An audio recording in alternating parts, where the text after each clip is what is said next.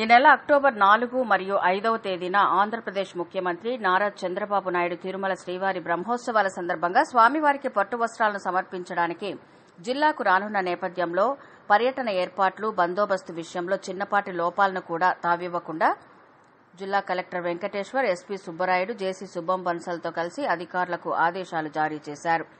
బుధవారం రేణిగుంట విమానాశ్రయం నందు ముందస్తు భద్రతా లైజెన్స్ సమావేశం అనంతరం తిరుమలలోని అన్నమయ్య భవనంలో ముందస్తు భద్రతా ఏర్పాట్ల పరిశీలనలో భాగంగా ఏర్పాట్లను టీటీడీ విజిలెన్స్ అధికారులు, జేసీ, ఎస్పీతో కలిసి కలెక్టర్ పరిశీలించారు.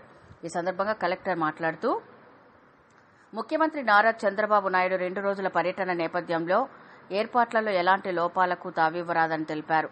ముఖ్యమంత్రి పర్యటించే అన్ని ప్రదేశాల్లో కూడా విధులు కేటాయించిన అధికారులందరూ కూడా సమన్వయంతో బాధ్యతగా విధులు నిర్వర్తించాలని తెలిపారు.